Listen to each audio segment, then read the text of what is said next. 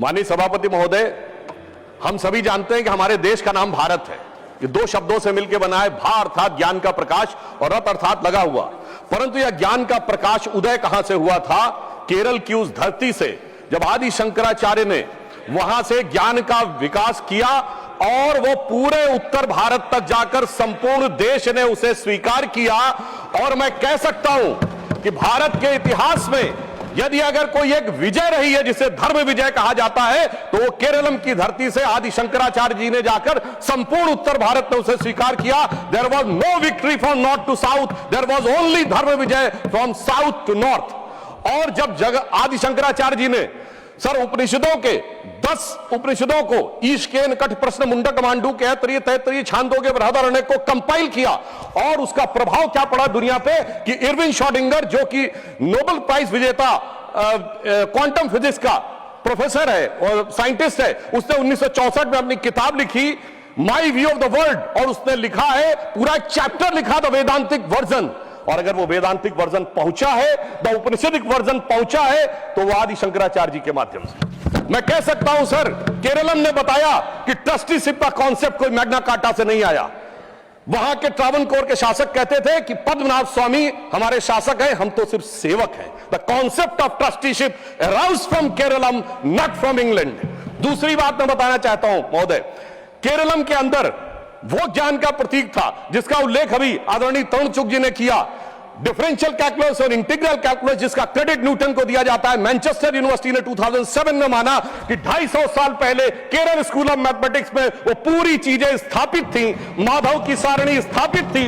मगर अफसोस सभापति महोदय, उसका 2007 में मैनचेस्टर यूनिवर्सिटी ने कह दिया, मगर वो दुनिया के सामने हमने स्वीकार करना 2014 के बाद शुरू किया।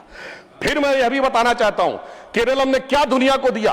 Sir, history of Keralam by Padmanabha Menon ने अपनी किताब में लिखा है, जब जेमरिन राजाओं और पुर्तगालियों के बीच में संधि समाप्त हो गई और यह तय हुआ युद्ध कैसे होगा, तो जेमरिन राजाओं ने कहा हम युद्ध की शर्तें बताते हैं, युद्ध बाहर होगा, हम जब तक नगाड़ा बजाएंगे आपके कहने के बाद ही अटैक करेंगे, कोई महिलाओं के साथ अत्याचार नहीं करेगा, कोई लूटपाट नहीं करेगा। तो सर जानते हैं पुर्तगीज ने क्या कहा? They are talking about the war और talking about the sports tournament. Sir, ये वियना कन्वेंशन से नहीं आया, कॉम्बेटेंट और नॉन कॉम्बेटेंट, वो अगर आया तो केरलम की धरती से आया। तो मैं कह सकता हूं सर, अगर वास्तविकता में, और आज भी हमारे यहां इसको परशुराम क्षेत्र कहा जाता है, ये माना जाता है भगवान परशुराम ने अपना फरसा फेंका था और वहां से वो भूमि निकली। जब कभी भी जियोलॉजिकल डाटा आएगा और उस दिन ये बात प्रकाश में आएगी कि केरलम किस दिन समुद्र से बाहर निकला था, उस दिन समझ में आएगा कितने हजार और कितने लाख साल पुरानी हमारी सभ्यता है। और आज मैं कह सकता हूं पूरे देश को कैसे जोड़ते हैं। प्रधानमंत्री मोदी जी ने केदारनाथ में आदि शंकराचार्य जी की समाधि बनवाई है, यानी वो केरलम की धरती से है और हिमालय में स्थापित है। इस प्रकार से यह देश जुड़ता है जिसका संदेश केरलम ने हमको दिया है। और मैं यह भी बताना चाहता हूं सर, माधव सारणी में जिस प्रकार की मैथमेटिक्स का वर्णन है, वो मैथमेटिक्स यूरोप ने शताब्दियों के बाद प्राप्त की। फिर मैं यह भी बताना चाहता हूं सर, जब हम आजाद हुए तो ट्रावनकोर स्टेट सबसे ज्यादा लिटरेट थी, 47% रेट ऑफ लिटरेसी थी। तो सर, शिक्षा का अधिकार अगर सबसे पहले मिला, सर्वाधिक शिक्षित था तो केरलम था। कोई चाचा जी ने सबको शिक्षा दी ऐसा नहीं था।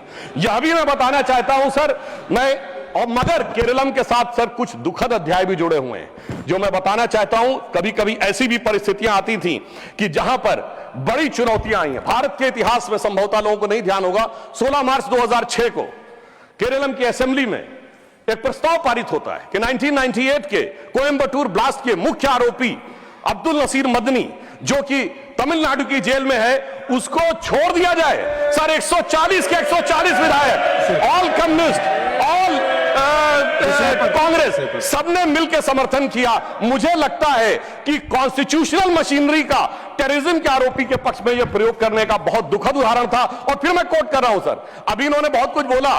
वीएस अच्युतानंदन जी ने, जो केरल के सीएम रहे, 2010 में कहा था कि डेमोग्राफिक चेंज इतना खतरनाक है कि केरल में बिकम ए मुस्लिम स्टेट। और सर, इस समय मुस्लिम लीग के 4 मिनिस्टर हैं केरलम में, और ये वही मुस्लिम लीग है सर। हम कह रहे हैं केरलम का ये अपमान है, ये वही मुस्लिम लीग है जो जिन्ना के द्वारा स्थापित हुई। आज की इंडियन यूनियन मुस्लिम लीग के संस्थापक पीके पोकर साहब बहादुर और मोहम्मद इस्माइल जिन्ना की मुस्लिम लीग के मद्रास प्रेसिडेंसी के लीडर थे। इसलिए मैं सर अंत में ये कहना चाहता हूं, प्रधानमंत्री जी ने जिसका उल्लेख अभी हमारे तरुण चुग जी ने किया। इसी 11 मार्च को केरल में इंफ्रास्ट्रक्चर के लिए 11,000 करोड़ रुपए दिए। और अंत में मैं कहना चाहूंगा सर, केरल स्टोरी बहुत शानदार है। केरल की legacy, Keralam legacy is very great.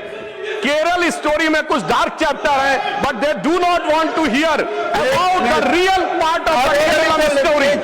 तो सर मैं इसलिए कहना चाहता हूं कि सर, मैं अंत में इसलिए कहना चाहता हूं कि केरलम के इस महान विचार के अनुरूप प्रधानमंत्री जी ने जो इसका नाम रखा है, यह स्वतंत्रता में स्व के भाव की अभिव्यक्ति है। अतः मैं एक पंक्ति कहकर अपना बात समाप्त करता हूं। सर, केरलम के युवकों जागो, पुनः नया युग आया है, भारत की शक्ति लगी है, मोदी ने बीड़ा उठाया है।